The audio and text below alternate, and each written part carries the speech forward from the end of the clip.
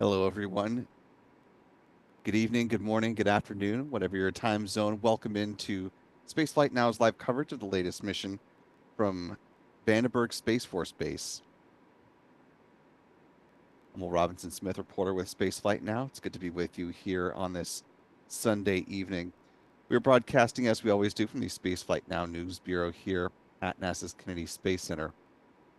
We apologize for the late start. There were some technical issues that we needed to work through that were a little bit stickier than we were hoping. But we join you now with just about 17 minutes to go ahead of the flight of the Falcon 9 rocket from Space Launch Complex 4 East at Vandenberg Space Force Base.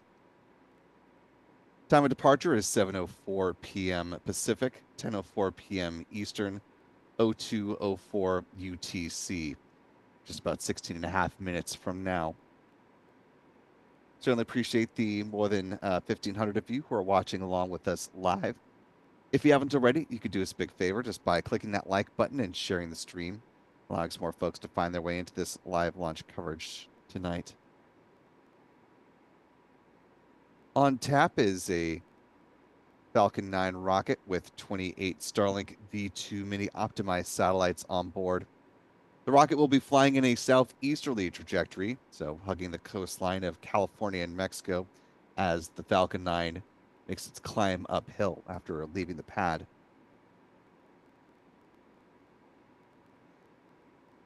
As we're getting going here, I want to thank our Spaceflight Now editor and photographer, Stephen Young and John Pisani, respectively, for running the technical operations of the broadcast and getting through those gremlins behind the scenes. If you're not following our photography team, you can find them at their handles here on X. John is at John Pisani Photo. Adam is at Aburn NYC. Michael Kane at MD Kane Jr. Also, be sure to follow Spaceflight Now simply at Spaceflight Now. We are on Threads, Blue Sky, and Facebook if you yourself are not on X. Taking a quick peek out of the weather as we're looking towards a launch in just about 15 or so minutes. Excuse me.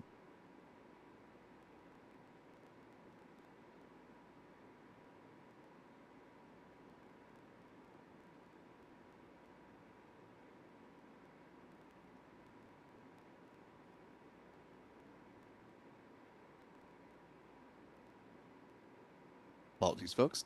You can see some of the clouds that are hanging around near the area of Vandenberg, but honestly, along the trajectory track, it looks pretty darn clear. So hopefully for those in central and southern California and further out in the western states, you should hopefully have a fairly decent view of the Falcon 9 rocket as it makes its ascent from Vandenberg.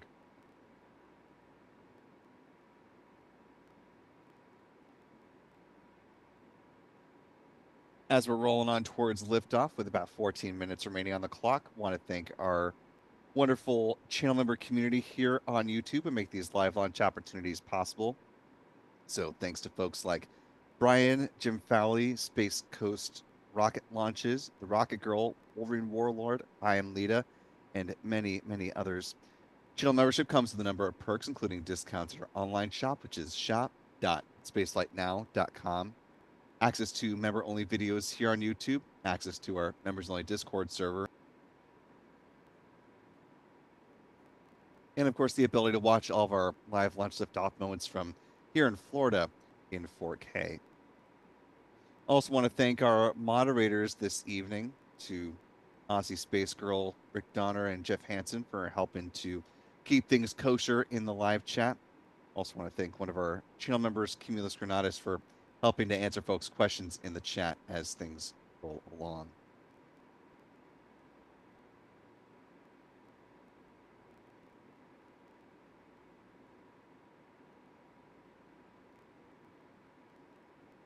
As we're coming on a little bit later than we would typically for broadcast, we'll catch you up to speed pretty quickly here on what's been happening with the Falcon 9 rocket, what's still ahead as they're tracking towards a liftoff here in just about 12 and a half minutes from now.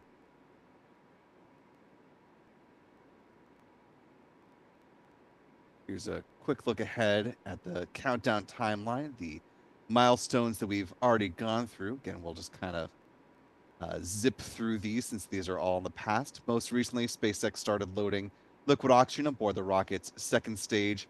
Currently, they're still loading liquid oxygen on the first stage and RP1 on board the first stage as well. Coming up next will be at the T minus 7 minutes when the engine chill begins. That'll be followed a minute later by the first stage RP1 tank loading being complete, followed by the strong back retraction at T minus 4 minutes and 30 seconds when the clamp arms just beneath the payload fairings open up. And then the transporter erector, otherwise referred to as the strong back, here at Vandenberg will recline about 13 degrees away from the Falcon 9 rocket and stay in that position until liftoff. 3 minutes out the first stage, the liquid oxygen tank is full. Same is true on the second stage about a minute afterwards. At that point, the Falcon 9 rocket will be fully loaded with 1 million pounds of propellant. In the final 60 seconds, as we hear the call that the Falcon 9 is in startup, control of the countdown is handed over from the ground sequencer to the Falcon 9's onboard flight computers. At the same time, the propellant tanks are brought up to flight pressure. The SpaceX launch director will give their go for launch call at T minus 45 seconds. The engine ignition command is issued at T minus 3 seconds. And if all 9 Merlin engines are healthy and ignite as expected, the command will be given for the hold down clamps to release the Falcon 9 rocket for a T0 liftoff. Coming up at the time you see here on your screen, 7:04 p.m. Pacific, 10:04 p.m. Eastern, 02:04 UTC for our friends around the world. Certainly hope you've all had a wonderful and relaxing weekend. We certainly appreciate you wrapping it up with us here at Spaceflight Now. I want to welcome a new channel member, Brian Graves, joining us with membership at the pad leader level. Thank you, Brian. Welcome aboard. Glad to have you with us. Also want to thank a few folks for some super chats that have been coming in throughout the run up to launch as well. Jeff 946 with a $10 super chat. Thank you, Jeff. He says, hey everyone, thanks Spaceflight Now and the mods. I'm excited and hoping for a good view from the Hollywood Hills. Sounds like a very picturesque place to watch the launch. Also would think the Griffith Observatory would be fun as well. Michael Cisneros, another channel member with a $10 super chat. Thank you, Michael. Jeff Hansen with a $10 super chat as well, one of our moderators. Thank you, Jeff. Jeff says, go Vandy, go SpaceX, go Falcon 9, go Starlink, Godspeed 1063. 1063 is the tail number for the first stage booster that is launching today's Starlink mission 11-20. Set to make its 28th trip to space and back today with a landing on the drone ship. Well, of course, I still love you. 1063 is one of the Falcon 9 frequent flyers that we track, the most flown of SpaceX's first stage boosters. Here's what the list looks like right now. Gonna have a two-way tie for second place once this rocket lifts off and lands safely. Also want to thank Michael Dorn for a $20 super chat. Thank you, Michael, who says, hello from Redondo Beach. Beautiful night here. Well, I'm glad it is a beautiful night there because it just started raining a good bit over here in Florida on the Space Coast. The day started with rain and it ends with rain, but you know what? Our lawns need it, so I'll take it. Just about 8.5 minutes to go on this Falcon 9 rocket launch. Let's take a spell to talk about where the rocket's going to be going once it leaves the pad, talking a little trajectory. Upon ascent from Space Launch Complex 4 East, or Slick 4E, there at Vandenberg Space Force Base, this Falcon 9 rocket will fly in a southeasterly trajectory, again hugging the coastline of California and Mexico. The first stage booster, B-1063, will target a touchdown on the drone ship, called, of course, I Still Love You, as just mentioned. SpaceX is working to certify its first stage boosters for up to 40 flights apiece. Same is true with the payload fairings, which will be recovered a little bit further downrange from where the booster lands on the drone ship. Following their atmospheric entry, they will make their final splashdown in the waters of the Pacific Ocean under the support of steerable parachutes.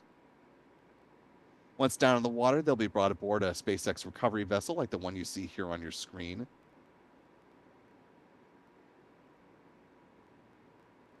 They will then be brought into port and then onto SpaceX facilities there at Vandenberg. They will be examined and turned around for future flights.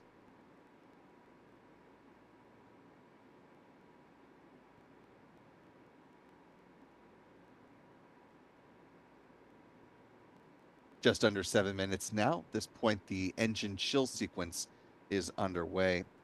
Want to thank channel member Wolverine Warlord for gifting 5 Spaceflight Now memberships. Really appreciate that, Wolverine.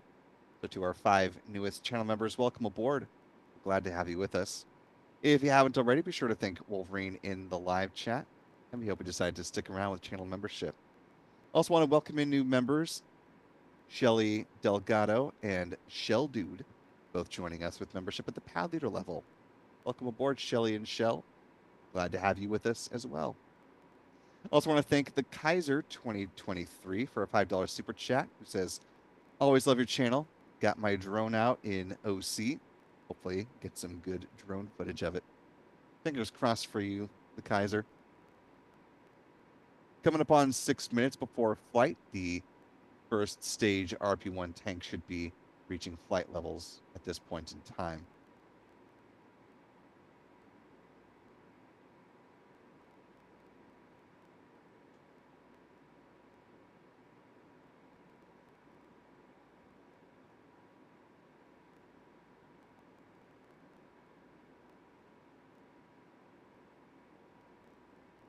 Today's launch of a Falcon 9 rocket will be the 541st flight of a Falcon 9 and the 124th of the year so far. Today holds a special place, though, in SpaceX history, since it is also the anniversary of the first successful launch of a Falcon 1 rocket. A big milestone, of course, in the development for the program. Rocket that would set the stage eventually for the Falcon 9 rocket that we see flying today. And we are just under 5 minutes away from seeing that latest Falcon 9 rocket take to the skies. We should be getting views from SpaceX there at the pad here momentarily. As soon as we have those, we'll be sure to bring them into broadcast. Coming up here in just a second, the tank should be pressurizing for the start of the strong back retraction sequence.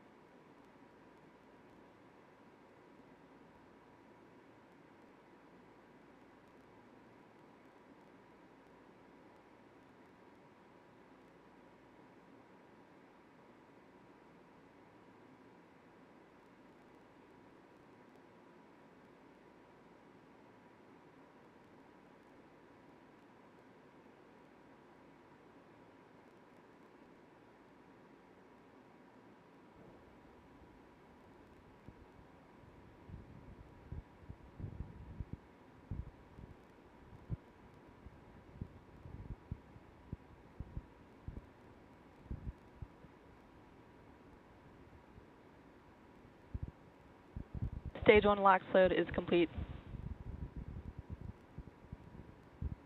And as you can see, a nice view now of the Falcon 9 rocket. Stage 1 lock-load is complete.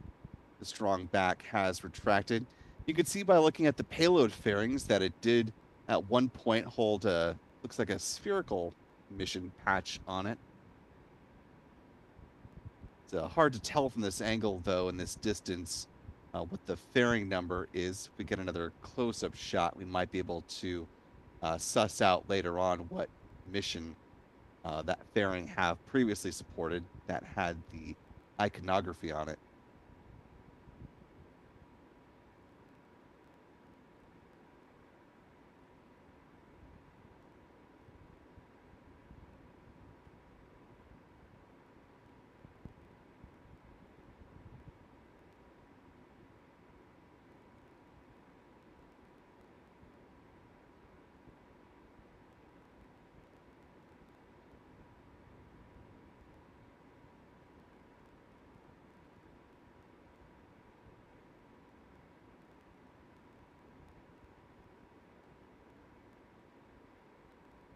Stage 2 lock load is complete. And with that call, the Falcon 9 rocket is fully loaded with 1 million pounds of propellant. Momentarily, we should be seeing some additional venting. Ground gas closeouts. Right on cue for the ground gas closeouts. The removal of the remaining liquid oxygen from the feed lines there at the pad.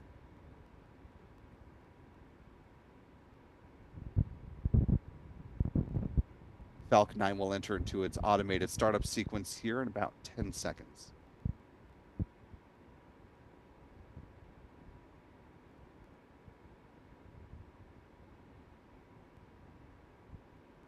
Falcon 9 is in startup. And we're now just awaiting the SpaceX launch director to give their call that they are go for launch. Coming up here in just a few seconds.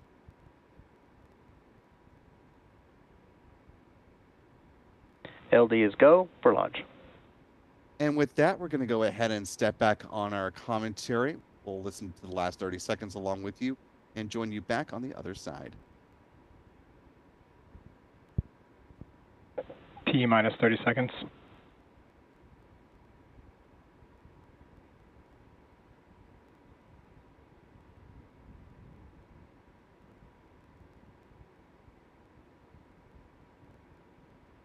T minus 15 seconds. T minus 10, 9, 8, 7, 6, 5, 4, 3, 2, 1. Ignition and liftoff. Go SpaceX, go Starlink.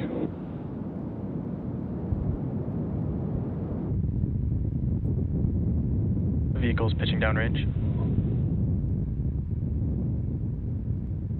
MOD chamber pressures are nominal.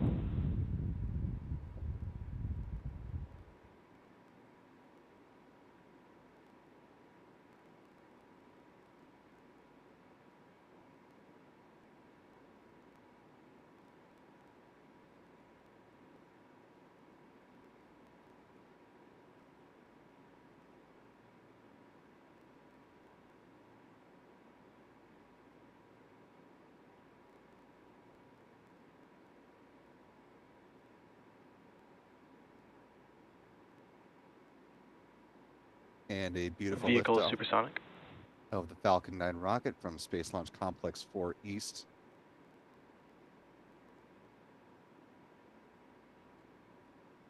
Power and telemetry nominal.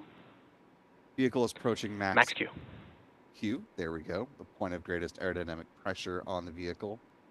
Coming up to a few different events in fairly rapid succession. We'll see first stage main engine cutoff, or MECO. That's coming up at about T plus 2 minutes and 25 seconds, followed shortly thereafter by stage separation, and then the ignition of the Merlin vacuum engine on the rocket's second stage. I'm back chill.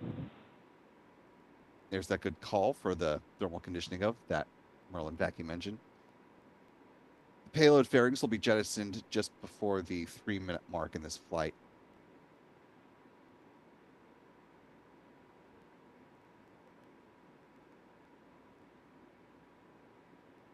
See a nice bit of sunset there off to the side of the rocket.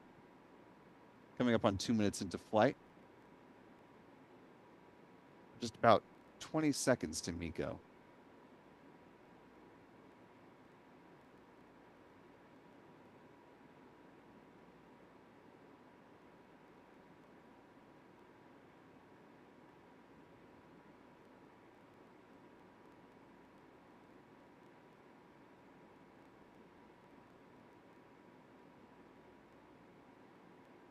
MECO. Stage separation confirmed. MVAC startup.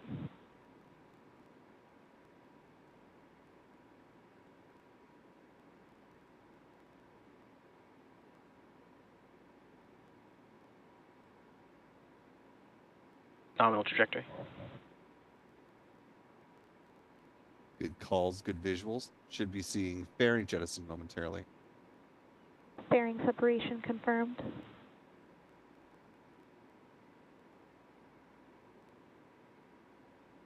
And a good view of those 28 Starlink V2 mini satellites. One of those fairing halves falling back to Earth.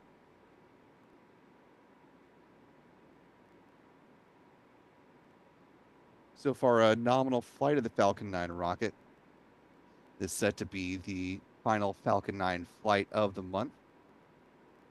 Next up on the schedule will be another Starlink launch, lifting off from here in Florida on the morning of October 1st.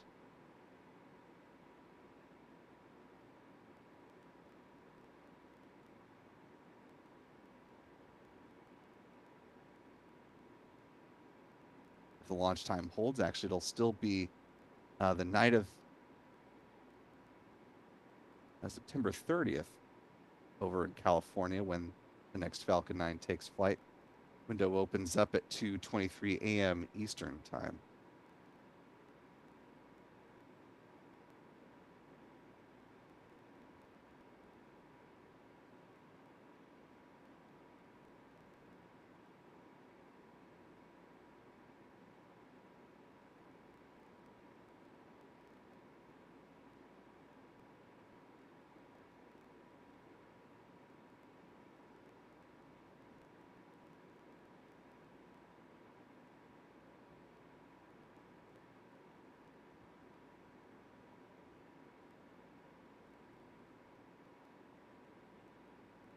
And of course, actually, now that I've said that, thankfully, John's here to hop in my ear and let me know that that launch is actually slipped now to October 3rd. With the window that opens up at 1:39 p.m. Eastern.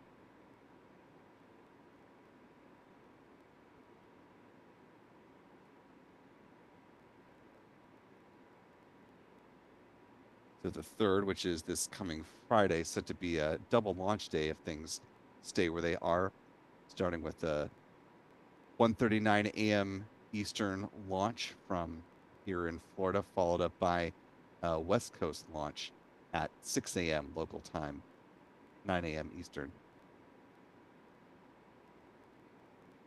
Speaking of times, we're a little more than 5.5 minutes into this mission so far. Coming up next will be the start of the 3-engine entry burn, beginning at about T plus 6 minutes and 6 seconds into the flight.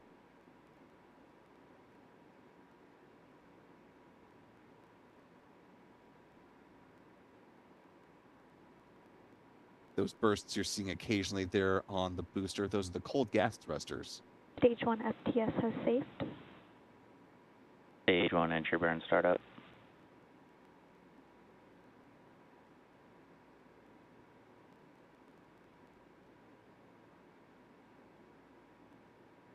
This burn lasts less than 30 seconds in total. As you can see, it does quite a bit of good to help slow the vehicle down.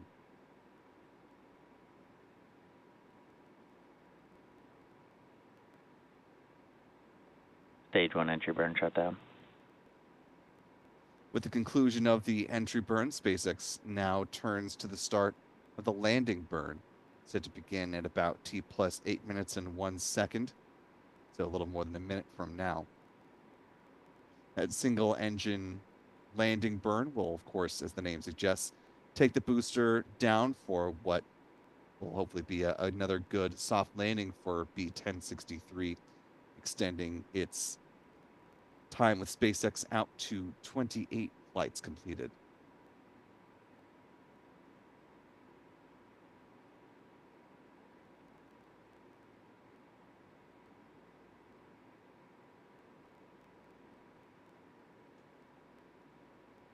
Stage 2 FTS has safed. Stage 1 transonic.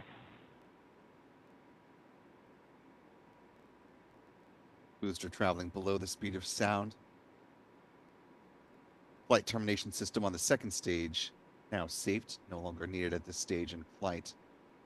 Around the time of the start of the landing burn, we should also hear a call that stage 2 is in terminal guidance. That means it's coming up to the conclusion of the burn that it is currently undertaking. Stage 1 landing burn.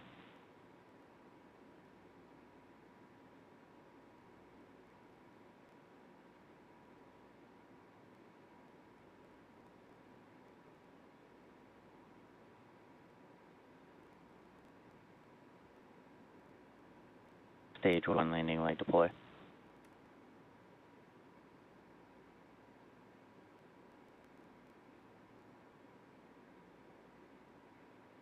Stage 1 landing confirmed. And a good touchdown for B-1063. Wrapping up its 28th flight. I'm back. Shut down.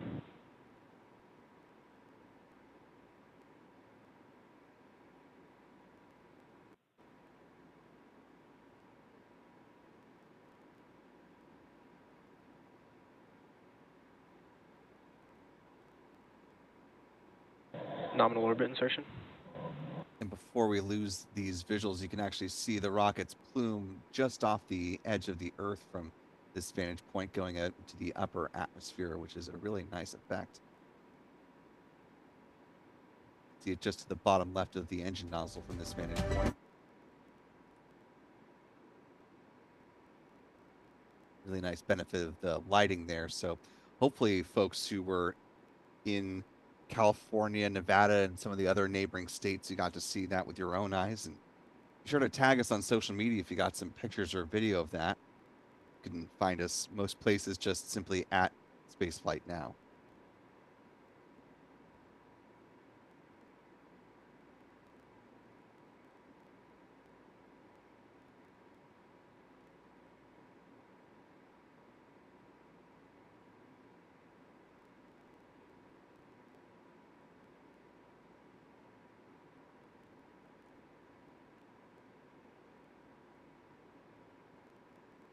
With a good liftoff and landing of the first stage booster, we're going to go ahead and turn to our mission stats here in just a moment.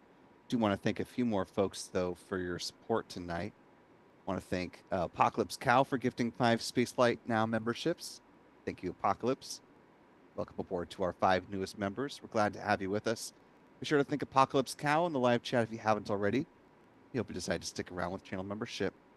Also want to welcome a new member, Burst, joining us with membership at the Pad Leader level. Jeff Quintrall with a $5 super chat, one of our channel members, who says, so many successful launches, we sometimes forget how complex they are.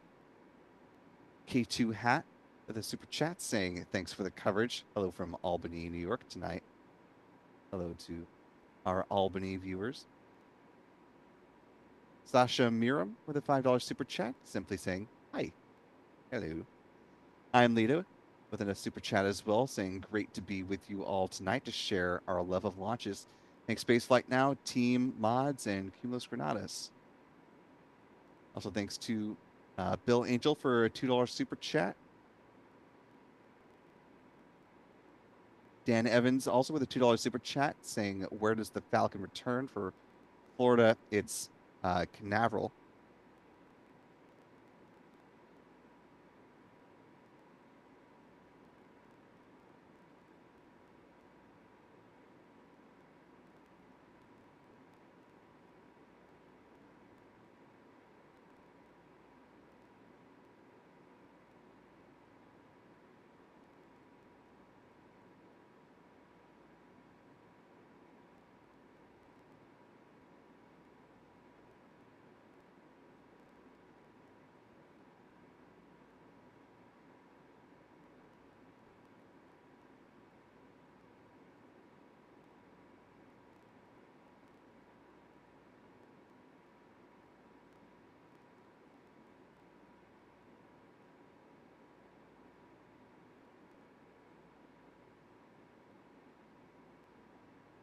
Just conferring in the back that my suspicion that it was the Port of Long Beach is correct, and yes, it is the Port of Long Beach where the booster and the drone ship will sail into.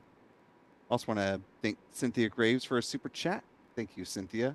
And to Cindy Kirkman for $5 super chat as well, saying thank you. Thank you, Cindy.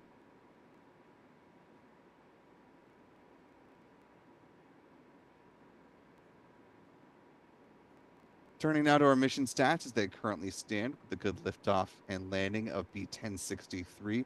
That wrapped up its 28th trip to space and back.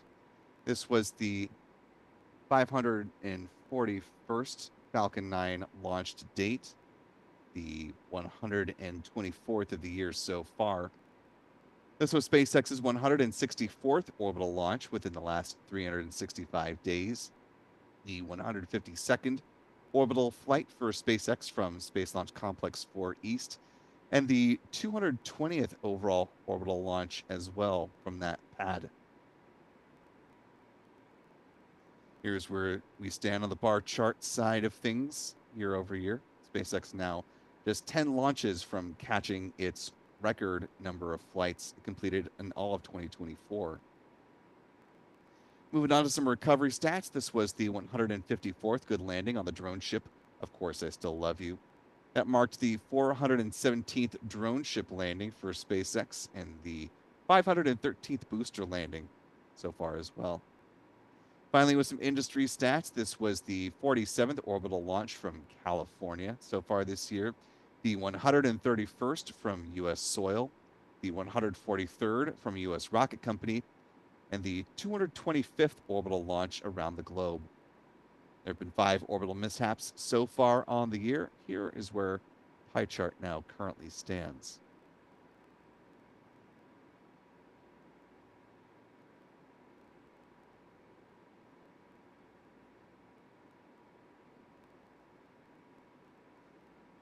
Before we go ahead and wrap things up, of course, we had some beautiful weather out west for the launch of the Falcon 9 rocket. Just seeing a couple of folks tagging us in some pretty stellar launch views.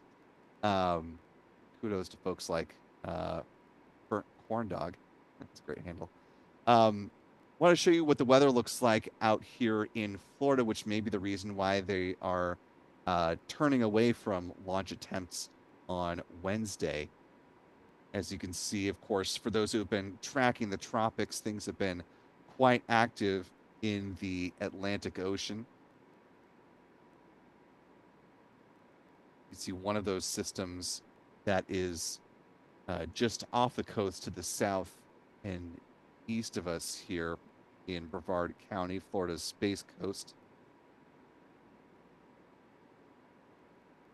Right now, the National Hurricane Center is tracking 2 named storms. You've got Hurricane Humberto and Tropical Storm Imelda, which Imelda is continuing a northward trajectory. Humberto, as of the last update from the National Hurricane Center, is the Air Force Hurricane Hunters were investigating that storm, tracking dangerous surf affecting Bermuda and most of the U.S. East Coast this week. So those heading out to the coast, just be cautious if you have to be in the coast of whatever state you're in right now.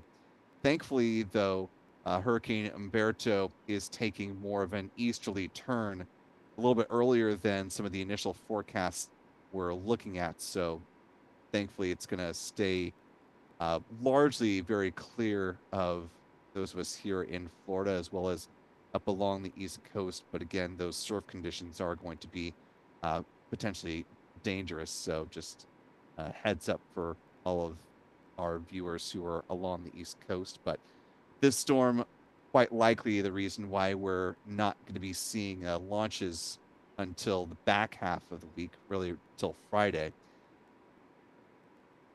Reason being, of course, as this storm heads up the parallel to the East Coast, with the dirty side of the storm on facing the east, would potentially be impacting the landing zone for the upcoming launch from here in Florida.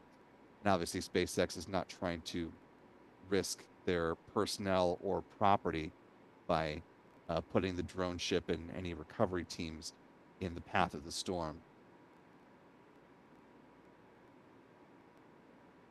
So with that, we're going to go ahead and close down, although I do see a couple of folks hitting the buzzer with some more super chats. Thanks to Bill Angel, the $2 super chat.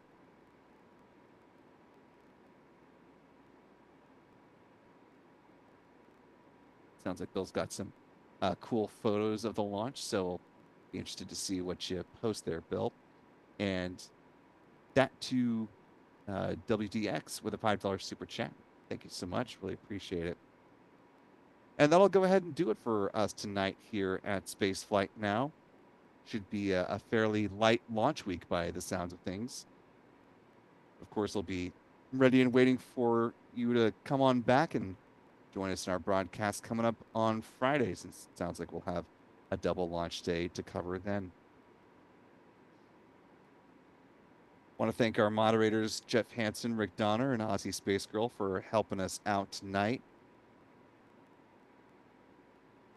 Also, for all of those who traveled down to Australia for the conference down there, the International Astronautical Congress. I hope you all have a wonderful time. Wish I could say that we were joining you this year, but fortunately just not in the cards this go around, since we just got back from our Houston venture. Looking forward to breaking out some stories from that reporting trip for you all in the near future. Also want to thank our channel member Cumulus Granatus for helping us out in the chat as well, answering some folks' questions. Big thanks to our Spaceflight Now photographer, John Pisani, and our editor, Stephen Young, for running the technical operations of the broadcast. Most importantly, though, thanks to you for wherever you've been watching from. Certainly appreciate your time and attention, and we look forward to welcoming you back here when next we have a launch to cover. For all of us here at Spaceflight Now, I'm Will Robinson Smith. Remember, be good to yourselves, be good to others. We will see you next time, folks, and until then, bye-bye.